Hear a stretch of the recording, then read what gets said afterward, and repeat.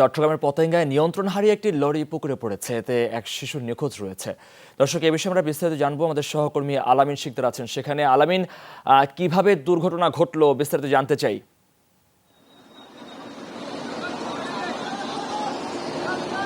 মধু, আমরা ঠিক যে জায়গাটিতে রয়েছি এই জায়গাটি থেকে ঠিক আমার থেকে 10 থেকে 20 গজ পেছনেই একটি পুকুর রয়েছে এবং সেটি হচ্ছে যে বাটারফ্লাই পার্ক নামে একটি পার্ক রয়েছে, সেই পার্কের পুকুর এবং একটি লরি দেখা যাচ্ছে। এই জায়গাটি একটু টার্নিং পয়েন্ট, যেখান থেকে চট্টগ্রাম বিমানবন্দরে যাওয়ার জন্য একটু টার্নিং পয়েন্ট। সেই টার্নিং পয়েন্টে যখন এটি মোড় ঘুরতেছিল গাড়িটি, সেই সময়টিতে হচ্ছে নিয়ন্ত্রণ হারিয়ে এটি এই যে বড় একটি দেখা যাচ্ছে যে আইল্যান্ড, সেই আইল্যান্ড পার হয়ে পুকুরে গিয়ে পড়েছে। আর এই সময়টিতে এই জায়গাটিতে আমরা যতটুকু জেনেছিলাম যে 4 থেকে 5 জন পথচারী ছিলেন, তাদেরকে ধাক্কা দিয়ে সেই পুকুরের ভিতরে নিয়ে যাওয়া হয় এবং সেখান থেকে আমরা যখন জানতে পারি যে সাথে সাথেই 4 জনকে আহত অবস্থায় উদ্ধার করা হয়। তবে একজন শিশু, যার বয়স পুলিশের কাছ থেকে পাওয়া তথ্য মতে 4 থেকে 5 বছর, নাম সাকিব, তাকে কিন্তু এখন পর্যন্ত পাওয়া যায়নি এবং মূলত সেটি উদ্ধারে অভিযান পরিচালনা করা হচ্ছে।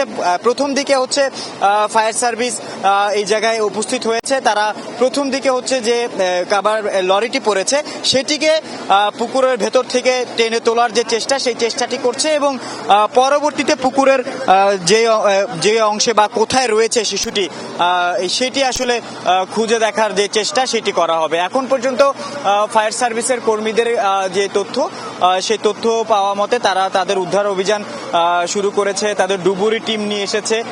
সবকিছু মিলিয়ে তারা চেষ্টা করছেন যাতে এটি উদ্ধারে তারা দ্রুত উদ্ধার করতে পারে।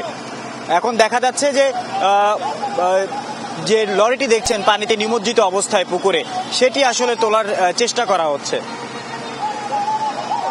পুকুর থেকে সেটি টেনে তোলার চেষ্টা করা হচ্ছে। যেহেতু এটি একটি ভারী লরি, তাই দুই পাশ থেকে দুটি ক্রেনের সাহায্যে আসলে টেনে তোলার যে চেষ্টা, সেই চেষ্টাটি করা হচ্ছে এবং আশপাশ থেকে সবাইকে সরিয়ে দেওয়া হচ্ছে যাতে এটি যখন টেনে তোলা হবে ঠিক সেই সময় যেন আর কেউ দুর্ঘটনায় পতিত না হয়, কারণ এটি একটি ভারী লরি এবং তাই দুই পাশ থেকে দুটি লরি, যে লরির যে পেছনের অংশ এবং সামনের অংশ রয়েছে, সেই দুটি অংশ বেঁধে নেওয়া হয়েছে দুটি ক্রেনের মাধ্যমে।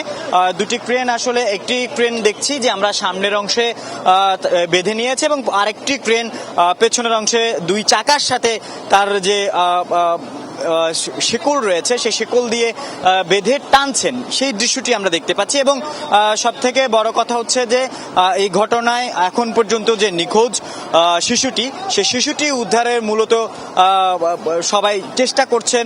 ফায়ার সার্ভিসের লোকজনও এখানে এসেছেন, তাদের ডুবুরি টিম এসেছে। যেহেতু এটি একটি পুকুর, সেই পুকুরে তারা এরপরে খুঁজে দেখবেন যে ঠিক কোন জায়গায় রয়েছে শিশুটি, আর সেটি জানার জন্য কিন্তু এরই মধ্যে এখানে উৎসুক জনতার ভিড়ও আমরা দেখছি। প্রচুর পরিমাণে মানুষ কিন্তু এখানে এসে আসলে উপস্থিত হয়েছে। তবে এখন পর্যন্ত বলতে গেলে যে তাদের শিশুটিকে পাওয়ার যে বিষয়ে যে তথ্য, সেই তথ্য কিন্তু আমরা বলতে পারি যে শিশুটির নাম সাকিব। সাকিবকে এখনো পর্যন্ত পাওয়া যায়নি।